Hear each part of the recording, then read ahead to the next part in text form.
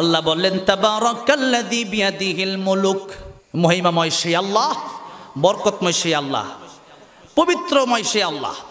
আল্লাহর কোনো অপবিত্রতা নাই, আল্লাহর কোনো দিক দিয়ে আল্লাহর দুর্বলতা নাই। আর জুবাইর আহমদ আনসারী রহমতুল্লাহ একটা উদাহরণ দিতেন। তিনি বলতেন যে এক লোক আল্লাহর সৃষ্টি নিয়ে বুঝতে গেছে, নৌকার মধ্যে উঠছে নদীতে, এরপর উড়ার পরে চিন্তা করছে আল্লাহ এইভাবে যে আল্লাহ বানাইছে আঙ্গরে, নৌকার মধ্যে খুব চিপাচিপি হইতেছে। চিন্তা করতেছে আল্লাহ নাট বল্টু যদি থাকতো হাতের লগে আর পায়ের লগে, যদি পাও হাত খুইলা ব্যাগ উপরে রেখে দিতাম তাহলে জায়গাটা একটু আটতো। একটু পরে নৌকা ডুবে গেছে। নৌকা ডুবে সবার ব্যাগ সেগারা কোনো রকম খালি কাপড় চাপড় ছাড়া খালি বাড়িছে। আল্লাহ তোমার শিশু তো ঠিকই আছে, এই নাট বল্টু যদি দিতার, যদি খালি ব্যাগ দিতাম তো ব্যাগ টেকশন আত্মাও সবার আইতাম আজকা। এখন তো সাথে মাত্র হাত লইয়া আইছি, সুবহানাল্লাহ জোরে কোন। আল্লাহ কয় আল্লাহর কোনো দোষ দেওয়ার কোনো, আল্লাহ যা সৃষ্টি করেছে বুঝে সৃষ্টি করেছে, আল্লাহর সৃষ্টিতে কোনো ভুল নাই। এবার আল্লাহ রাব্বুল আলামিন বলছেন যে বিয়াদিহিল মুলক, এই যে যা দেখো তুমি নিজে আর এই পৃথিবী আকাশ জমিন এই সবটা হইলো আমি আল্লাহর বাড়ি, আর এই সব কিছুর মালিক হইলাম আমি, আর তোমরা হইলা আমার গোলাম। কার কথা? আল্লাহ বলতেছেন মালিক আমরা, তোমরা কি গোলাম। তাহলে আমাদেরকে কি নিজেদেরকে কোনো মালিক বাবার কোনো সিস্টেম আছে? আমরা সবাই কার গোলাম? আল্লাহর গোলাম। আল্লাহ রাব্বুল আলামিন বললেন আমি আল্লাহ রাব্বুল আলামিন মালিক হইলাম আর তোমাদেরকে গোলাম বানালাম। গোলামি যারা করবা কিয়ামতের ময়দানে আমি আল্লাহ রাব্বুল আলামিন তাদেরকে ডাক দেব, ইয়া আইয়াতুহান নাফসুল মুতমাইন্না ইরজিই ইলা রাব্বিকি রাদিয়াতাম মারদিয়া ফাদখুলি ফি ইবাদি ওয়াদখুলি জান্নাতি। আল্লাহু আকবার। আল্লাহ রাব্বুল আলামিন বললেন কিয়ামতের ময়দানে আল্লাহ ডাক দিবে, প্রশান্ত মন তোমার দিকেও আমি রাজি, তুমিও আমাকে পেয়ে রাজি। ও বান্দারে আজকে আমার দিকে আসো আর আমার গোলামদের ভিতরে অন্তর্ভুক্ত হও, যারাই আমার গোলাম তারাই আজকে জান্নাতের ভিতরে প্রবেশ করো। ইবাদি আসছে আব্দুন শব্দ থেকে, ফাদখুলি ফি ইবাদি। এই ইবাদুন অথবা আব্দুন, আব্দুন শব্দের অর্থ হচ্ছে গোলাম। আব্দুন শব্দের অর্থ কি? গোলাম। আর আমরা হইলাম গোলামের ঘরের কত ঘরের পরে গোলাম আইছি। আদম আলাইহিস সালাম থেকে নিয়ে সব কি আল্লাহর গোলাম। এবার আল্লাহ বলেন বান্দারে আমার কথা ছিল যে আজকে 11টা পর্যন্ত ওয়াজ করব, এখন আমি চিন্তা করলাম যে আধা ঘন্টা বেশি করা দরকার। কি আপনাদের কষ্ট হবে? কারণ এই এলাকায় সেমন যাতে থাইকা যায় আজকে, হ্যাঁ না জামুগা আবার মাহফিল আছে, হে দিনাজপুর টেনে আইসে আর কি, বাংলাদেশের এক প্রান্ত থেকে আরেক প্রান্ত ছুটা লাগে খালি। তো যাই হোক আপনাদেরকে বেশি কষ্ট দেবো না। আপনাদের কষ্ট হচ্ছে? আপনাদের অসুবিধা হইতেছে নাকি? অসুবিধা হইলে আমার সুবিধা, আমি তাদের শেষে যেতে মুখে সমস্যা নেই।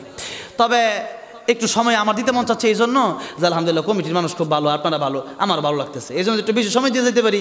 একটা কথা যদি মানতে পারেন তাই হইতে পারে আমার নাজাতের উসিলা, ঠিক না বেঠিক?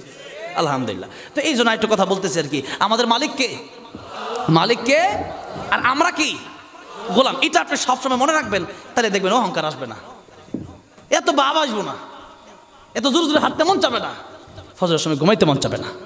এখন বলেন তো মালিক চলবে গোলামের কথায় না গোলাম চলবে মালিকের কথায়?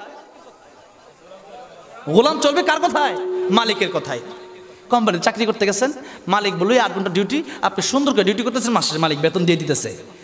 মালিককে যদি আপনি কোন শোনেন আপনি 8 ঘন্টা ডিউটি দিয়েছেন, আমাকে 9টা থেকে মনে করেন যে 10টা 11টা 12টা 1টা 2টা 3টা 4টা 5টা পর্যন্ত এক কাজ করেন, আজকালকে থেকে এই ডিউটি বাদ দেন, আমি যেমনি বলবো আমার টাইম মতো ডিউটি হবে, মালিক বলবে তো চাকরি করার দরকার নেই, বাইরো, ঠিক না ভাই? ঠিক। আল্লাহ সূরা রহমানে বলতেছেন ইয়া মা'শারাল জিন্নি ওয়াল ইনসি ইন ইসতাতা'তুম আন তানফুযু মিন আকতারিস সামাওয়াতি ওয়াল আরদি ফানফুযু লা তানফুযুনা ইল্লা বিসুলতান। যারা পারেন আমার সাথে ঠোঁট মিলিয়ে পড়েন ফাবিআইয়ি আলাই রাব্বিকুমা তুকাযযিবান। আমার দুনিয়াতে এই জমিন আকাশ আমি বানালাম, তোমাদেরকেও আমি আল্লাহ সৃষ্টি করছি, কোনো মূর্তি সৃষ্টি করে নাই, দুনিয়ার কোনো নেতা তোমাদেরকে সৃষ্টি করে নাই, দুনিয়ার কোনো পীর তোমাদেরকে সৃষ্টি করে নাই, দুনিয়ার কোনো ক্ষমতাবান তোমাদেরকে সৃষ্টি করে নাই, আমাদেরকে সৃষ্টি করছে কে? আল্লাহ। এবার আল্লাহ তাআলা বলতেছেন যেহেতু আমি সৃষ্টি করছি, এখন আমার গোলামি যদি তোমাদের কাছে ভালো নাই লাগে, যে আল্লাহটা আমি মানবো না, আল্লাহকে ঠিক আছে আমার কোম্পানিতে বার হয়ে যাও, আল্লাহকে আমার বাড়ি থেকে বের হয়ে যা। এখন আপনাদেরকে জিজ্ঞেস করি, অনেক সময় বাপ মা সন্তান রে মনে করেন সন্তানে দিচ্ছেন দোকানে যাইতে, আপনি বললেন শোনো আমি একটু ঢাকা যাইতেছি, দোকানটা আমি খুলতে পারলাম না, তুমি দোকানটা সকালে খুলবা রাত পর্যন্ত খুলবা, কয় টাকা হয়েছে রাইতে হিসাব দিবা।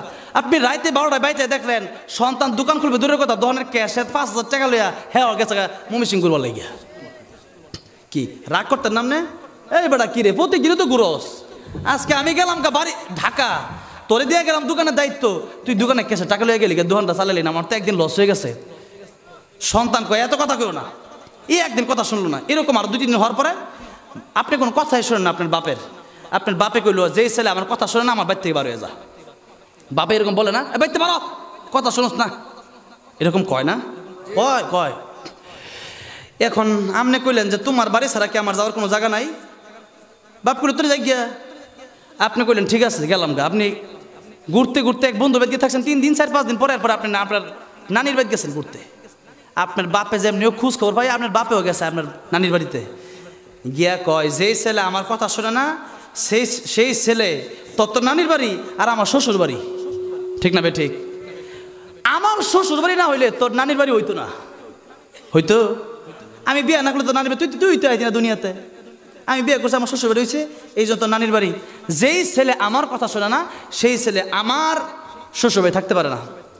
এই ছেলে এবার বাপের সাথে তর্ক করে কয় তোমার শ্বশুর বাড়ি ছাড়া কি যাওয়ার জায়গা নাই? গেছে খালার বাড়ি। বাপেও গেছে সাথে লইয়া কয় যেই ছেলে আমার কথা শোনে না আমার শালির বাড়িতে থাকার তার অধিকার নাই। এবার ছেলে কয় তোমার শালির বাড়ি ছাড়া কি জায়গা নাই? এবার বাপের সাথে চিল্লায়া গেছে ফুফুর বাড়ি, বাপের ধমক দিয়া ফুফুর বাড়ি গেছে। কি কাছে গেল না দূরে গেল? আগ গেল না পিছাইলো? আগাইছে। এখন দেখেন বাপেও গেছে ফুফুর বাড়ি গিয়া কয় শোন মাইক গেলে কেন করতেছে একটু কমাই দেন, সমস্যা নাই। আমাদের মাইক ছাড়াই কত ওয়াজ করছি, মসজিদও কত ওয়াজ করছে, একসময় মাইক আছেন নাকি? ওয়াজের বয়স প্রায় 7 বছর আর স্টেজের বয়স হলো প্রায় 1 যুগের উপরে। কেরাত পড়তাম গজকে তো অনেক আগেই, আর এখন তো ওয়াজ করি প্রায় 7 বছর ধরে।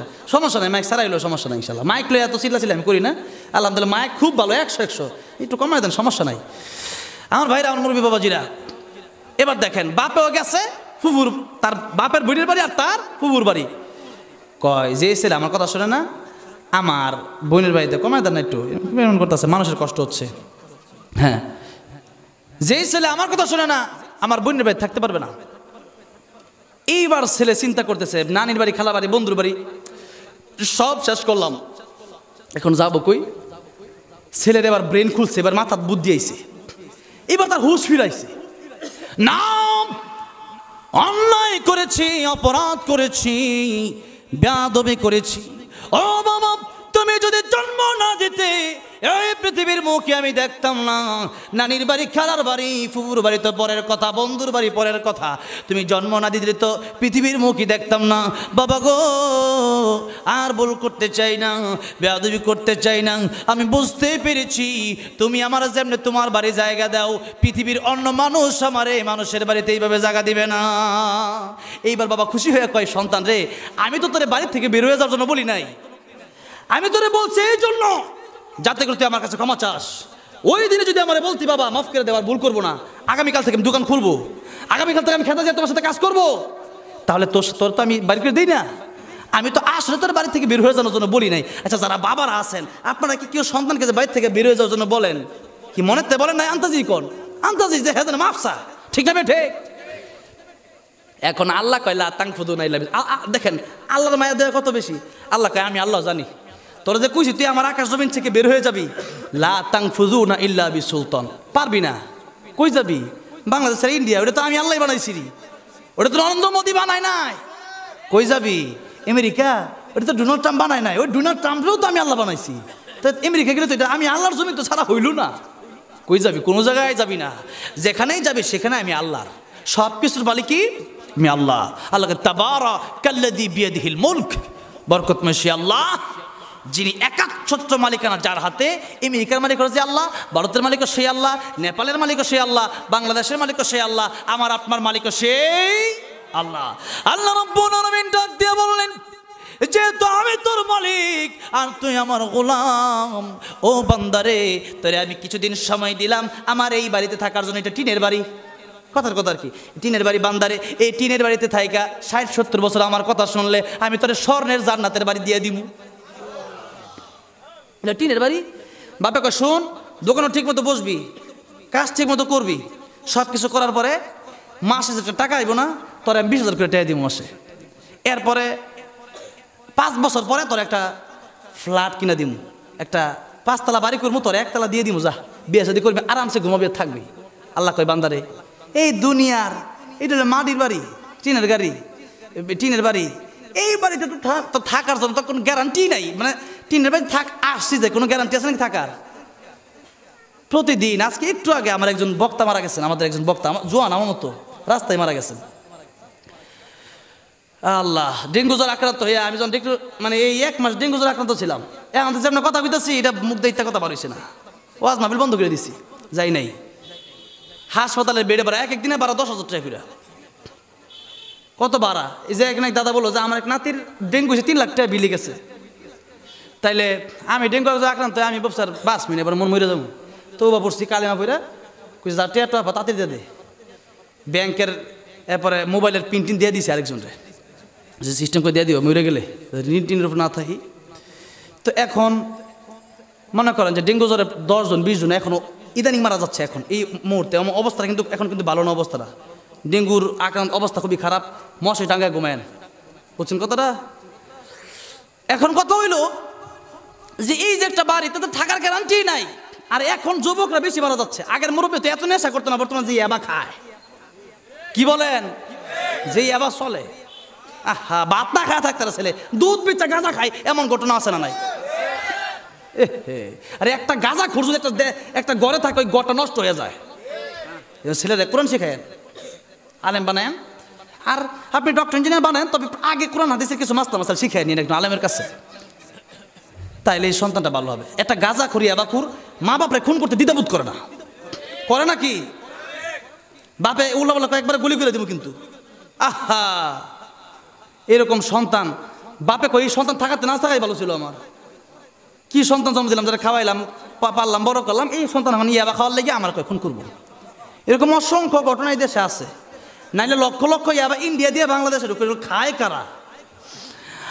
আমার ভাইরা, আমার মুরব্বী ওজন, আল্লাহ রাব্বুল আলামিন বললেন, বান্দারে এই দুনিয়ার দাম আমার কাছে মশার পাকার সমতুল্য নাই। বান্দারে আমি তোর মালিক, তুই আমার গোলাম, অল্প কয়েকদিনের জন্য তোর এই মশার পাখার মতো দাম নাই, এরকম একটা জায়গায় পাঠাইলাম পরীক্ষা দেওয়ার জন্য। বান্দারে পরীক্ষা দিয়া যদি পাস করে আসতে পারো, আল্লাহ বলেন, আল্লাযী খালাকাল মাউতা ওয়াল হায়াতা লিয়াবলুয়াকুম আইয়ুকুম আহসানু আমালা। বান্দারে পরীক্ষা করার জন্য আমি আল্লাহ রাব্বুল আলামিন তোরে পাঠাইলাম। আমি আল্লাহ রাব্বুল আলামিন হায়াত আর মৌত আর হায়াত সৃষ্টি করলাম। আল্লাহ বলেন হায়াতের আগে মরণ, হায়াতের আগে কি? তার মানে এখানে কয়েকটা ব্যাখ্যা আছে, একটা ব্যাখ্যা আজকে দেবো, কারণ অনেকগুলো ব্যাখ্যা দিতে গেলে যে নোটে শুরু হয়েছে ধৈর্য মানুষের নাই। অনেকগুলো ব্যাখ্যা, একটা ব্যাখ্যা হইলো যে আসল জীবন, আসল হায়াত শুরু হবে কবরে যাওয়ার পরে। আসল হায়াত শুরু হবে কবে? কবরে যাওয়ার পরে। আর এইটা কোনো হায়াত নাই, এটা এমনি শেষ হয়ে যাবে। আসল মরণ হইলো ওই যে মরবো, ওইটা হলো আসল মরণ। আর আসল হায়াত হলো মরার পরে আল্লাহ আবার জীবিত করবে কবরের ভিতরে, ওইটা হলো আসল জীবন। আল্লাহ বলেন, আল্লাযী খালাকাল মাউতা ওয়াল হায়াতা। কার মরণ কখন আসে তোমরা জানো না, আগে মৃত্যুর প্রস্তুতি নেও, পরে হইলো আসল হায়াত, ঠিক না বে ঠিক? আমার মরণ আসিবে কখন কেউ তো জানে না, আমার মরণ আসিবে কখন কেউ তো জানে না, আমি মরে গেলে আমায় তোমরা ভুইলা যাইও না, আমি মরে গেলে আমায় তোমরা ভুইলা যাইও না, আমার মরণ আসিবে কখন কেউ তো জানে না, আমার মরণ আসিবে কখন কেউ তো জানে না। এই দুনিয়া চিরজীবন থাকার জায়গা না, অন্ধকার কবর যে আমার আসল ঠিকানা, সবাই রেখে আমায় চলে যাবে সঙ্গী হবে না, সবাই রেখে আমায় চলে যাবে সঙ্গী হবে না, আমার মরণ আসিবে কখন কেউ তো জানে না, আমার মরণ আসিবে কখন কেউ তো জানে না। ও মুসলমান, আমার মুরব্বী বাজিরা, ও আমার ভাইরা, আমার মা বোনেরা যারা আছেন, পর্দার আসছেন তো? আচ্ছা, তো আপনাদের পর্দা ঠিক নাই, বাইরে ঘুরে যেমনি ঘুরেন। আমি রাস্তার সময় এসে দেখলাম পর্দা নাই, তাহলে ওয়াজ মাহফিলে আইছেন পর্দা ছাড়া কি দরকার? ওয়াজ মাহফিলে পর্দা ছাড়া কেন আইছেন? হ্যাঁ, আর এই পর্দা তো থাকবে না, এই নারীর দাম আল্লাহর কাছে নাই। যেমন একটা কলা যদি আপনার ছিলা দেওয়া হয়, ওই কলাকে আপনি কিনবেন? কেন কিনবেন না? যে কলার ছোলা নাই, কলা খাবো না, ওই কলার মধ্যে মশা বাসে, কলা নষ্ট হয়ে যায়। ঠিক তেমনিভাবে একটা মহিলা যদি পর্দা না করে, এই মহিলার কোনো দাম নাই আল্লাহর কাছে।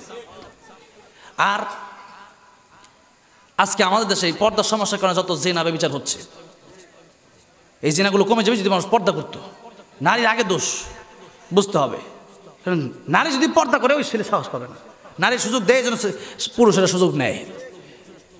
যখন আপনি বুড়কা ছাড়া পাইছেন, আর দাদিরা পর্দা করে, নাতিরা পর্দা করে না। দাদি কি হয়েছে? আমি তো বুড়ো হয়ে গেছেন, পর্দা করি। আর নাতিরা, নাতি তখন জোয়ান, আর জোয়ান তো সমস্যা। বুড়া বয়সে পর্দা না করলেও সমস্যা নাই, বুড়া বয়সে আকর্ষিত হবে না মানুষ, আর ওই যুবতীদের তো আকর্ষিত হবে। এই জন্য তার পর্দা। ফাতেমা রাদিয়াল্লাহু আনহা ডাক দেখো, আলী আমার প্রাণের স্বামী, আমি মরে যাওয়ার পরে আমার আপনি কাফনের কাপড় দিয়ে একটা মোটা কাপড় দিবেন, আর আমার লাশ রাতে দাফন করবেন, অল্প সময় মানুষ নিয়ে দাফন করে দিবেন। কেন? আমার লাশ কতটুকু লম্বা, কতটুকু মোটা, এটা যেন কেউ না বুঝে। সুবহানাল্লাহ। কি বলে জান্নাতের সর্দারনি কি বলে, আর উত্তর শরীরে কেমন? জান্নাতের সর্দারনি যিনি হবে, উত্তর শরীরে তার মতো না হলে কি জান্নাতে যাওয়া যাবে? সর্দারনি হইল ফাতেমা রাদিয়াল্লাহু আনহা। তিনি কই মরার পরে কাফনের কাপড়ের উপর দিয়ে আরেকটা মোটা কাপড় দিবেন, যাতে আমার লাশ কত লম্বা, কত এটা না বোঝা যায়। উপরে দিয়ে একটা কাপড় দিবেন, লাশের খাটের উপরে দিয়ে। আর আমরা মরার আগে, তিনি মরার পরে এই কথা বলছে, মরার পরে এইভাবে পর্দা করাবেন। আর দেখেন আমাদের নারীরা আজকে এমন বুরকা পরে, যে বুরকা দিয়ে কেউ মানুষ পাগল হয়ে যায়। এটা তো পর্দা না। এমন যদি বুরকা হয় যারা টাইট ফিট, এগুলো বুরকা দিয়ে পর্দা হবে না। বুরকা পড়তে হবে ঢিলা ডালা কালো বুরকা। আর আমরা যারা আছেন পুরুষ ভাইয়ারা, বাবাজিরা, আপনারা বোঝাবেন।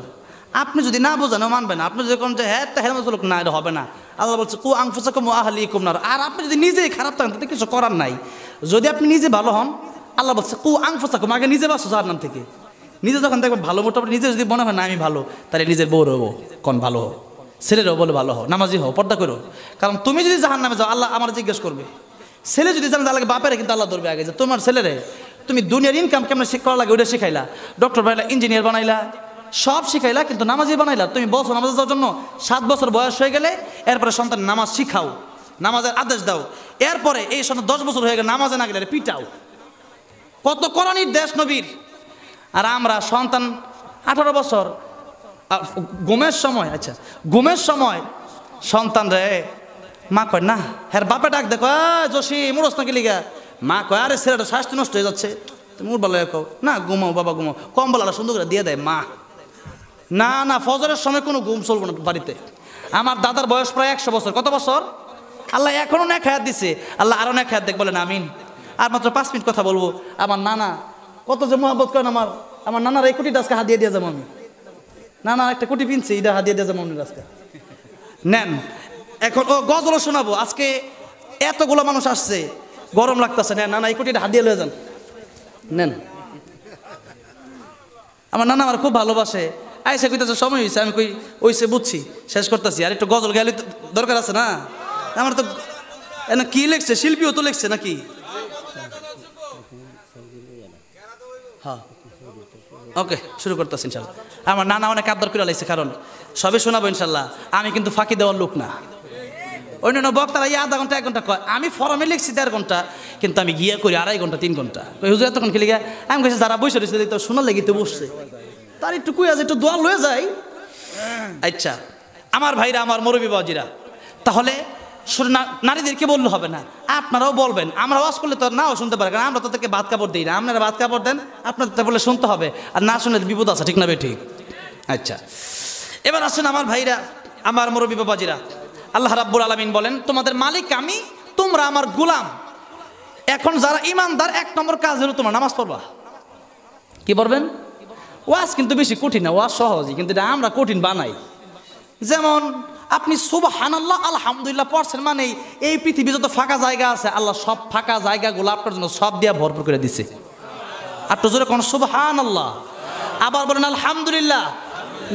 ওয়াজ কারে কয়? ওয়াজ মায়ের দিকে তাকাবেন, বাপের দিকে তাকাবেন, এমনি তাকাইছেন, মনে করেন আমার বাবা উনি দিকে তাকাইলাম, কবুল হজর সব। এমনি হজ যাইতে যে এবার আমি হজে যাবো, অনেক মুরব্বীরা দোয়া আছে আমার কাছে, হজে যাইবো না অনেকে এবারে, তা আমি কইছি আপনাদের হজের সাথে ইনশাল্লাহ আমিও হবো। অলরেডি 1 লাখ টাকা জমা দেওয়া হয়েছে। আমার কইছে আপনি হজ যাইতে যা টাকা লাগে অর্ধেক দিয়েন। আমি কইছি ঠিক আছে দিব না। তো এখন আমিও তো হজে যাচ্ছি, আল্লাহ যেন যাওয়ার তৌফিক দান করেন। এখন হজে গেলে মনে করেন এমনি 8-10 লাখ টাকা লাগে, লাগে না? 8-10 লাখ টাকা লাগে, টাকা লাগে। দেখেন আপনি হয়তো দেহ দিয়ে ইবাদত করবেন, নাহলে আর্থিকভাবে ইবাদত করবেন, আর্থিক নাহলে দৈহিক। যেমন নামাজ হইলো দৈহিক ইবাদত, এটা আপনি একজন নামাজ পড়ে তারা কয়ে দিলেন যে তুমি 4 টাকা পড়বো, তো আমি 500 টাকা তোমার দিলাম, তুমি 8 টাকা ফিরে দিও, কি আপনার নামাজ হবে না? কি হবে না? আবার জাকাত হইলে আপনার 10,000 টাকা জাকাত আসছে, আপনি জাকাত না দিয়া আপনি চিন্তা করলেন যে জাকাত না দিয়া আমি 10,000 টাকা জাকাত, তো 10 টাকা নামাজ ফিরালাই, কি হইব না? কি হবে না? টাকার জায়গায় টাকায় দিতে হবে, নামাজ জায়গায় নামাজ পড়তে হবে, দেহের জায়গায় দেহ, আর অর্থের জায়গায় অর্থ। আর হজ এমন একটা ইবাদত, দেহও লাগে অর্থও লাগে, দুইটা সমান হইলো হজ, এত বড় একটা ইবাদত। আবার ভিসা, টিকেট, যাওয়া আসা, তোয়াফ, সাই, আরাফার ময়দান, কুরবানি, অনেক কষ্ট। এখন এই হজ করতে এত কষ্ট, তাও বছরে করা যায় একবার। বছরে কয়বার? একবার। ওয়াজ কত সহজ দেখেন, আমরা তাহলে ওয়াজটা করি মানে নবী কয় মায়ের দিকে একবার তাকাও, বাপের দিকে একবার তাকাও, 2টা কবুল হজের সওয়াব। সাহাবী বলেন ইয়া রাসূলুল্লাহ, ইয়া হাবিবাল্লাহ, মার বাবার দিকে যদি 100 বার তাকায় আল্লাহ কি 100 কবুল হজের সওয়াব দিবে? আল্লাহ কয় 100। নবী বলেন 100 বার কেন? যতবার খুশি তুমি মায়ের দিকে আর বাপের দিকে তাকাও, মায়ের দিকে আর বাপের দিকে তুমি তাকাতে তাকাতে অস্থির হয়ে যাইতে পারো, আমার আল্লাহ সওয়াব দিতে দিতে কোনো অস্থির হবেন না। মায়ের চোখে ঝরলে পানি আল্লাহর আরশ কাঁইপা যায়, কান্দে না যেন মায়, কান্দে না যেন মায়। মায়ের মনে কত কষ্ট জানো না কি ভাই, এই জগতে মায়ের মতন আপন কেহ নাই, সে মায়ের কষ্ট কেহ দিও না এই দুনিয়ায়, কান্দে না যেন মায়। মায়ের চোখে ঝরলে পানি আল্লাহর আরশ কাঁইপা যায়, কান্দে না যেন মা। মা বাপরে কষ্ট দিবেন? আজকে নিজে ভালো করে থাকেন, নিজের ভালো একটা কম্বল আছে, শিমল তোলার বালিশ আছে, 10 আইটেম বাজার কইরা খান। অনেকের মা বাপ আছে আলু ভর্তাও পায় না, একটা ভালো কম্বল নাই, একটা ভালো ল্যাপ নাই, ভালো একটা বালিশ নাই, এমন দুঃখিনী মা বাবা আছে না? না, আপনি কিছুদিনের জন্য শান্তিতে থাকতে পারলেও পরবর্তীতে আপনার দুনিয়াতেও বিপদ আছে, মরার আগেও বিপদ আছে, মরার পরেও বিপদ আছে। এই জন্য যদি চান শান্তি দুনিয়াতে, পরকালে যদি চান মুক্তি, তাহলে মা আর বাপের আগে দেখে পরে নিজে, ঠিক না? ঠিক, মা আর বাপ। আমার ভাইরা, আমার মুরব্বী বাবাজিরা, বলতেছিলাম ওয়াজ আমাদের খুব সহজ। আজকে গিয়া মায়ের দিকে একবার তাকাবেন, বাপের দিকে একবার তাকাবেন, আজকে রাতে 2টা কবুল হজের সওয়াব। সূরা ইখলাস 3 বার পড়লে 1 খতম কোরআন শরীফের সওয়াব। তো পড়তে কয় মিনিট লাগে? 1 মিনিট। কয় মিনিট? 1 খতম কোরআন শরীফ সওয়াব আজকে বাড়িতে নিয়ে আবার যাবেন। পড়েন বিসমিল্লাহির রহমানির রহিম, কুল হুয়াল্লাহু আহাদ আল্লাহুস সামাদ লাম ইয়ালিদ ওয়া লাম ইউলাদ ওয়া লাম ইয়াকুল লাহু কুফুয়ান আহাদ। 10 পড়া হয়ে গেছে। আবার পড়েন বিসমিল্লাহির রহমানির রহিম, কুল হুয়াল্লাহু আহাদ আল্লাহুস সামাদ লাম ইয়ালিদ ওয়া লাম ইউলাদ ওয়া লাম ইয়াকুল লাহু কুফুয়ান আহাদ। আবার পড়েন বিসমিল্লাহির রহমানির রহিম, কুল হুয়াল্লাহু আহাদ আল্লাহুস সামাদ লাম ইয়ালিদ ওয়া লাম ইউলাদ ওয়া লাম ইয়াকুল লাহু কুফুয়ান আহাদ। যারা বসে আছেন 1 খতম করে কোরআন শরীফের সওয়াব আল্লাহ আমলনামায় দিয়ে দিছে। খালি ওয়াজ হবে না, আমলও হবে। আজকে ওয়াজ আমল 2টা করে যাব। আজকে যারা আসছেন কমপক্ষে এতটুকু লাভ হয়েছে যে আকাশ জমিন ঘুরে সব নিছেন সুবহানাল্লাহ আলহামদুলিল্লাহ কইয়া, আর কুল হুয়াল্লাহ সূরা ইখলাস 3 বার পরে 1 খতম কোরআন শরীফ সব আজকে বাইর যাবেন আলহামদুলিল্লাহ। আর তাই না, এক একটা আয়াত যারা শিখতে পারছেন একটু একটু কথা, মানে তাবারাকাল্লাযী বিয়াদিহিল মুলক ওয়া হুয়া আলা কুল্লি শাইইন কাদির। আপনি জানছেন যে আল্লাহ মালিক, আমি গোলাম, এতটুকু তো জানছেন। এতটুকু জানার মাধ্যমে 100 রাকাত নফল নামাজ পড়লে যে সব, নবীকে এর চেয়ে বেশি সব আল্লাহ আমার নামায় দেয়। সবটা কি হইতেছে বুঝতেছেন না? মিজানের পাল্লা যেদিন মাপবে, আজকের মাহফিলের ওজন সেদিন আপনি টের পাবেন যে মাহফিলে কি ওজন হয়েছিল আপনার। আমি তো আসি কিছু কথা বলি, তবে কথা সবভাবে বলতে হবে, আর মানুষের একটা মন বুঝতে তো কথা বলার দরকার আছে না, ঠিক না ভাই? ঠিক। এবং সবভাবে বলতে হয়, বোঝানোর ক্ষেত্রে একটু একটু মাঝে মধ্যে ডাইনে বামেও যাওয়া লাগে, কিন্তু বেশিরভাগ কথা আমার কোরআন থেকেই হবে। আপনি আমার ওয়াজ শুনবেন, দেখবেন প্রায় 100 আয়াত থাকবে কোরআনের। আর শহরে যখন ওয়াজ করি তখন 200-250 আয়াত বলি। শহরের মানুষ আরও বেশি তাফসীর তারা শোনে, গ্রামের মানুষ সহজে বুঝতে চায় না আর কি। আর শহরের মানুষ যখন আলোচনা শুরু করি, একের পর এক দেখবেন শুধু কোরআনের আয়াত আমার বের হবে। আমার ওয়াজের সিস্টেম হলো 2 রকম। কয় রকম? আমি গ্রামে আসলে গ্রামের ভাষায় ওয়াজ করি, আর শহরে থাকলে শুদ্ধ ভাষায় ওয়াজ করি। আমার ওয়াজ যে আপনি টের পাবেন না, দেখবেন এক ওয়াজ একরকম, আরেক ওয়াজ দেখবেন আরেক রকম। আমার আল্লাহ এই যোগ্যতা দিয়েছে যে যেদিকে যায় ওই এলাকায় মোটামুটি বুঝে ওয়াজ করতে পারি আর কি। তো এখন কথা হইলো যে ওয়াজ করতে আসলাম, এই ওয়াজ মাহফিলে মনে করতেন শুধু বসে রইলাম, একটু চিল্লায় শুদ্ধ গেলাম, আমাকে তা হইলো না। কিছু কমপক্ষে আজকাল আলহামদুলিল্লাহ যেগুলো আমল আপনার হয়েছে, জীবনে কিছু না থাকলেও এক কদম কোরআন শরীফ তো সারা বছরে অনেকে পড়ে না। আর 100 রাকাত নামাজ কি প্রত্যেকদিন আপনি পড়েন নাকি? তা আজকে মনে করেন প্রায় 20টা আয়াত তো শুনছেন কমপক্ষে, তো 20টা আয়াত পড়লে 2000 রাকাত নামাজের সব, আলহামদুলিল্লাহ। তার কি চান? কম না তো, 2 ঘন্টা সময় বেশি, আপনি এত কিছু পাইছেন, আর কি চান? আমরা যদি কই তো যে আজকে 100 রাকাত, মনে করেন যে 2000 রাকাত নামাজের সব 2000 করে টাকা দেওয়া হয়ে যেত, দেখতেন কত মানুষ আইতো আজকে। কিন্তু আল্লাহ তো সবাই জান্নাতে দিবেন, আল্লাহ তো ঠেকা না। আল্লাহ তাদেরকে জান্নাতে দিবেন, আল্লাহ তাদেরকে ভালোবাসে, এদেরকে আল্লাহ এই কোরআনের মধ্যে আসার তৌফিক দেয়, আলহামদুলিল্লাহ। কোন আজকে আমরা আসছি মায়ের জন্য, বাপের জন্য একটু দোয়া করে যাবো, রাজি আছি না নাই? আল্লাহ রাব্বুল আলামিন আল্লাহর গোলামি করে আমাদের জীবনটা কাটানোর তৌফিক দান করেন, বলেন আমিন। কারণ এই দুনিয়া পরীক্ষার হল, এখানে পরীক্ষা দিতে আসছি। আর এটা হলো নবী বলেন, আর দুনিয়া মাজরাতুল আখিরাহ, কর্মক্ষেত, এটা কাজের জায়গা। এটা কিসের জায়গা? কাজের জায়গা। তবে একটা কথা আপনাদেরকে বলে দেই, আপনি যে ধান ক্ষেত লাগাইবেন না, ওইটাও কাজ হবে, ওইটাও আখিরাতের কাজ হবে। কেমনে? সূরা জুমআ আয়াত নাম্বার 10। আপনি চাকরি করতেছেন, এটা ফরজ। আপনি ক্ষেত খামারে কাজ করতেছেন, ফরজ। আপনি দোকানদারি করতেছেন, ফরজ। মনে রাখতে হবে। তবে আল্লাহ বলতেছেন, ফাইদা কুদিয়াতিস সালাতু ফান্তাশিরু ফিল আরদ, আগে নামাজ পড়ো, পরে কাজে যাও। নামাজ পড়ে যেমন সব পাইবা তুমি, কাজ করেও সব পাইবা, সুবহানাল্লাহ। আর মুমিন বান্দা এটা আনুষ্ঠানিকতার ভিতরে শেষ করে দিবে না, বরং মুমিন বান্দা যারা, তারা এটা কি করবে? এটা তার জীবনটা, পরিপূর্ণ জীবনটাই হবে ইবাদত। তিনি বাথরুমে যখন যাবে তাও ইবাদত হবে, জিকিরের ইবাদত। কেমনে? বাথরুমে ঢোকার আগে আপনি পড়বেন আল্লাহুম্মা ইন্নী আউযু বিকা মিনাল খুবসি ওয়াল খাবাইস। আবার বের হওয়ার পরে পড়বেন গুফরানাকাল হামদুলিল্লাহিল্লাযী আযাবা আনিল আযা ওয়া আফানি। এই যে পড়লেন বাথরুমে যে বসছিলেন, ওই বাথরুমে বড়াও নফল ইবাদতের সব, সুবহানাল্লাহ। কোন সওয়াব আর সওয়াব। কিন্তু আমরা বুঝি না, আমরা মনে করতেছি খেত কাম করতেছি, এটা সব হইতাছে না, এটাও সব হইতাছে। বাথরুমে ঢুকলাম, এটা কি সব? এটাও সব। ঘুমাইতাছে, এটা সব। হ্যাঁ, এশার নামাজ পড়া ঘুমান, আবার ওইটা ফজর পড়েন, সারা রাত নফল ইবাদত সব হয়ে যাবে। সারা রাত আপনি ঘুমাবেন। এই জন্য তো বলা হয়েছে, হাজার আবেদের চেয়ে একটা আলেম উত্তম। আলেম মানে কি? আমি বুখারী শরীফ পড়েছি, আমি আলেম নাকি? না না না, আপনি যতটুকু জানেন আপনি ততটুকু আলেম। আপনি যদি এই কথাগুলো যে শুনছেন, এটা মনে রেখে আমল করেন, আপনি আলেম। এখন কথা হইলো যে আমরা জানিও না, বুঝিও না, মনে করি মসজিদে গেলেই সব। মসজিদে গিয়ে মারামারি করতেছে, সব হইব, গুণ হইব না। আর বাথরুমে গেছে দোয়া পইরা, সব হইব। সারাদিন কাজ করতেছেন খেতে, এটা আল্লাহ বলছে পরিবারের জন্য, ফাইজা কুদিয়াতিস সালাতু ফান্তাশিরু ফিল আরদ, কাজ করো আর আমি আল্লাহর জিকির করো। কাজ করার সময় আমি আল্লাহকে ভুলে যাইও না, পুরা কাজের সময় তোমার আমি আল্লাহ সব দিয়ে দেবো। তাইলে আমাদের জীবনে খালি সব হবে আর সব হবে, নেকি হবে আর নেকি হবে, খালি ভালো আমল হবে যদি আমরা কোরআন মানতে পারি। যদি আমি মনে করি যে আল্লাহ আমার মালিক, আমি আল্লাহর গোলাম, আল্লাহ যা বলছে আমি মেনে নেব, কারণ আমার কবরে যাওয়ার পরে আমার শান্তি শুরু হবে। 40,000 বছর ঘুম হবে মিনিমাম। যে সবচেয়ে কম ঘুমাবে সে কয় হাজার বছর ঘুমাবে? 40,000 বছর। যদি আপনি কবরে গিয়ে ঘুমান, তাহলে আপনি তো এখন 40 বছর হায়াতি পাইছেন। আপনি কি এর ঘুমাবার লাগে ফজর নামাজটা কাজা করতেছেন? আপনি এখন নামাজ পড়েন, আল্লাহ 40,000 বছর ঘুমে তৌফিক দিবে। আর যদি এখন নামাজ না পড়েন, 40,000 বছর মিনিমাম খালি ডান্ডার বাড়ি খাইতে হবে। এক একটা ডান্ডা কি পাওয়ার কি দেয়, এক একটা হাতুড়ির পাওয়ার কি। নই বলেন আগুনের লোহা হবে, আগুনের হাতুড়ি হবে, আর এক একটা বাড়ি দিলে উহুদ পাহাড় 8 মাইল লম্বা, উহুদ পাহাড়টা চূর্ণ বিচূর্ণ হয়ে যাবে। আর আপনার দেহটা কত বড়? আপনি উহুদ পাহাড়ের মতো বড় নাকি? তাহলে আপনারা যখন বাড়ি দিবে, আপনি কই যাবেন? এরকম চলতে থাকবে কিয়ামত পর্যন্ত। কিয়ামত শুরু হবে আরেক আযাব। এক একটা আযাবে ভয় বর্ণনা দিতে গেলে অনেক সময় লাগবে। আবার ওই দেশে আসবো ইনশাল্লাহ। এই এলাকায় যে নিশ্চিন্তপুর, এই সালাকসর, কাপাসিয়া, এই নরসিংদী অনেক মাহফিল আমি করছি আলহামদুলিল্লাহ। এখন মাহফিল সব দিনাজপুর আর সিরাজগঞ্জ লয়ে গেছে আর কি, ওইদিকে মাহফিল এখন বেশি। এই দিনাজপুর থেকে আসছে আবার যাবো সে নীলফামারি, আমার ভাইরা আমার মুরব্বী বাবাজিরা। তো এই জন্য অনেক লম্বা লম্বা সফর আমার করতে হয়।